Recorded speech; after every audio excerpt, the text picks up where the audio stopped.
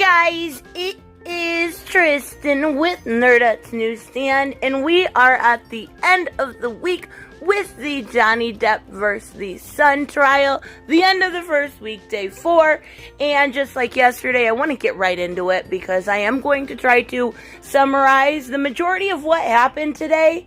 And again, just like yesterday, I want to give a huge shout out to Nick Wallis, who live tweets the entire thing and does a fantastic job doing so. Now, today included the end of Johnny Depp's cross-examination by Sasha Wallis, who is representative of the Sun. It also brought back his barrister, and then we had a video conference from Officer Melissa Sains, and all of which I think ended this week really, really well. There was some lies uncovered, some more inconsistencies, so there was 3 other video conferences that were supposed to happen today. Those will be rescheduled, but you know, this is a really good sign. So it starts with the cross-examination, again, with Sasha Wallis representing the Sun and Johnny in the stand. And we go to April 2016, and we are going to talk about Amber's 30th birthday party, right? And Johnny Depp was supposed to attend right around 7:30 p.m., but had a meeting with New Business Management Company, where he received some bad news about his financial affairs and ended up not being able to arrive till 10:15 or so, which obviously set things off. Now, after the party, Johnny Depp was reading in bed, trying to avoid a confrontation, but Amber was upset that he was late at all and alleges then that he took it as criticism, got angry, picked up a Magnum champagne bottle and threw it at her, then pushed her into bed, and then tried to leave. And as she tried to leave, she alleges that he grabbed her by the hair, pushed her to the ground. She also alleges that when she ran away, he chased her and chest bumped her, and that is when he had to call security. And this kind of brings us up into the infamous story of Amber pooping on the bed, right?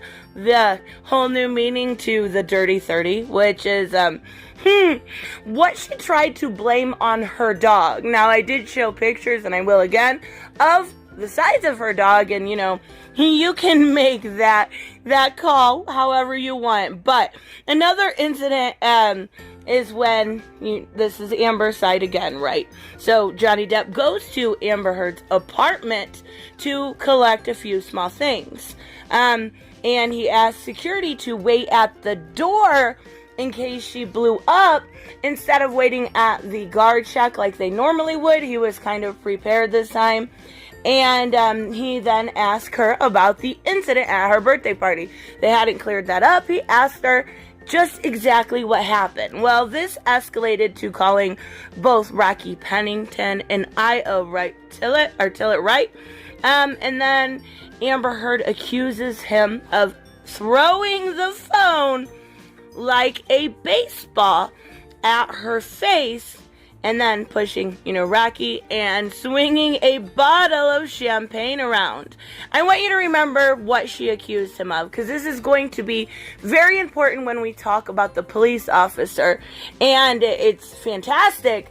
But the fact that she describes it as throwing the phone at him like a baseball, just remember that, okay? So we're gonna continue. So around this time, security came in, because they had heard Amber saying over and over again, "Stop hitting me, Johnny. Please stop hitting me, Johnny. Stop hitting me, Johnny." Only to walk in the room and realize she was literally 20 feet away from him.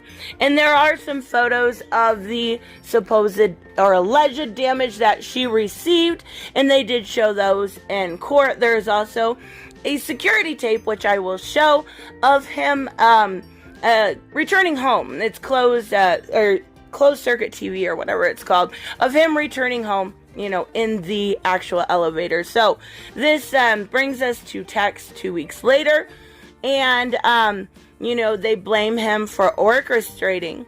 TheChange.org petition to remove Amber Heard from Aquaman. That is exactly what the Sun did. They blamed him for trying to orchestrate that petition that happened literally. Okay, so we were talking about 2016, right? That petition did not start until I would have to look to be sure, but it was either late last year or early this year, right? 3 years later, they blame it. But even so, I digress. They go to text between Johnny Depp and Christian Carino. And we've talked about these a little bit, so I'm just going to kind of sum them up. He was a talent agent for Amber and also did some work for Johnny. Basically, Johnny Depp goes to call her a pointless, floppy fish market. Said that she was begging for global humiliation. Said she sucked off Elon Musk for lawyers. Called her a gold digger, a cum guzzler, and more.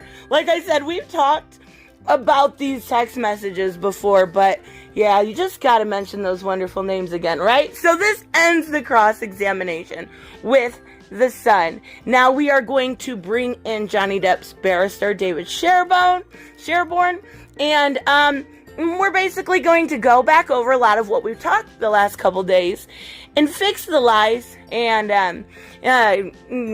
inconsistencies from Amber, right? So they do go over the violence, the anger, the rages, and different incidents, specifically like the one with Kate Moss, how Sasha Wasp basically tried to make it seem way worse than what it was. Also the incident including just recently City of Lies, when he was basically accused of hitting someone even though they had selfies and drinks later on in the night. Also, they go over Amber Heard being framed as innocent in this with all this drugs and stuff, right? She didn't do any of it. She was completely out of it, except for they brought papers from her nurse, basically indicating her history with substance abuse, including both alcohol and cocaine. And that's the both, that we've talked about the most during the entirety of this. So it also lists some, interesting things about her. The fact that she suffers from bipolar. She is prone to several outbursts of anger and rage, and she is an extremely jealous person. There is also an interview at this point with his ex, Ellen Barkin, saying she never had or seen any violence within Johnny. They cleared up Amber's idea of the monster, which ended up being basically anything, she didn't like. So anytime he was the monster, it was because, he could have simply just disagreed with her. That's what the monster was to her. And we also talked about the incident when it came to his Winona Forever tattoo. Obviously, he denies it. Said that she, at this point, when this happened in the relationship, they had been together. She had seen that tattoo so many times. So for her to say, she'd seen it and laughed at it because she didn't know what it said is absolutely ridiculous. So, also, they go over a fight the night before filming with Keith Richards, where Amber Heard claimed he hit her so hard that her lip bled and burst open, and that there was blood on the wall because of how hard it was. Only to show in evidence pictures from filming, which would have been the next day, with absolutely no mark, no abrasions, nothing. So again, proving these lies over and over again. And another one that I'm very curious about, which is the last when it comes to David Sherborne.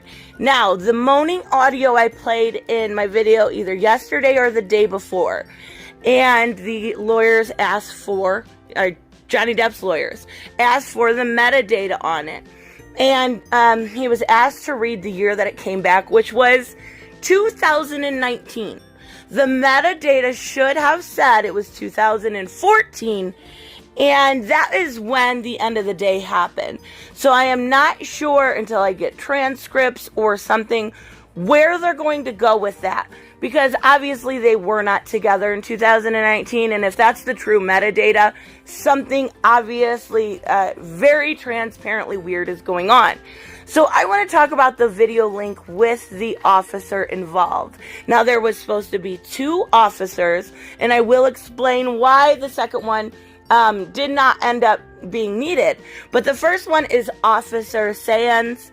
She is an LAPD officer specializing in domestic violence. So the incident they are talking about is in May 2016 at Amber's apartment, the one we talked about in the beginning of this video. And the 911 call, which we've also spoken of long ago, where it sounds like Rocky Pennington, and she is claiming to be down the road and that her friend is being assaulted by her husband and to send help. Well, come to find out today that the call was made from completely outside of the state. So, obviously, more inconsistencies, right? So, the officer said that Johnny Depp was not present when she went over there with Amber, and that Amber Heard was crying, and she was really unwilling, kind of, to make any sort of eye contact. Obviously, her face was red, but it was red and flush from crying, and it was free of injury. That was established many, many times. She said she did an extremely thorough look and exam of her face, and it was absolutely free of injury. Now, I do actually at this point kind of believe that Amber lied to the Sun, to the Sun's lawyer, Sasha Wise, and that's because she was under the assumption that the officer we're talking about told Amber if she gave the officer Johnny Depp's name, that she would be willing to go over there and arrest her. And, the officer in this instance simply said, no, that's not true. That didn't happen. So again, more lies. I don't know necessarily, though. It seemed like the Sun was kind of caught off guard with that one, to be honest with you. So also, the officer did say they searched the entire apartment, and there was no damage whatsoever. Yeah, I'm really not surprised, but that's when the Sun lawyer, and this is the reason that there was no need for the second officer, is because the Sun's lawyer seemingly got frustrated, Sasha Weiss, and actually canceled the second officer, saying there was no need for it because it went really terribly out of her favor. So I'm not sure why they did that, why they couldn't have just tried. But when you are starting to lose, I can understand not wanting to look any worse, because this officer really literally just said there was absolutely no evidence of any sort of domestic violence, no evidence of her apartment being trashed, no evidence of injury, nothing. Not only that, but the lie perpetrated by her and I don't know for sure that it's Rocky Pennington that called. I'm just assuming by voice it was very close, saying, they were close, and really, she was in completely a different state. Absolutely garbage. But today was so much better.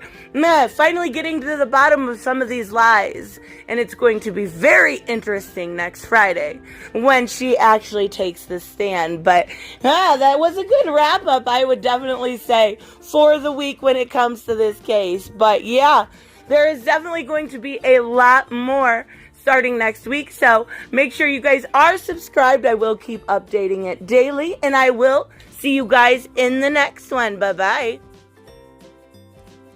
Hey guys, I want to give a huge shout out to my Patreon and subscribe stars. You guys literally make this channel possible. Huge thank you to Cage the Mick, Robert Mick Twiz, Black Knight Fool, Brucey, Chris Z, David L, David Rafford, Jeffrey Allen Carnes, Mighty Balls, Mike Buckner, Maizen Barbosa, Ruskar, Ryan Decker, Robert Hoffman, and Doc Holliday. You guys are absolutely amazing, and thank you so much for all your support. Don't forget on the way out to like as always if you enjoy the content, and hit subscribe. And I will see you in the next one. Bye-bye.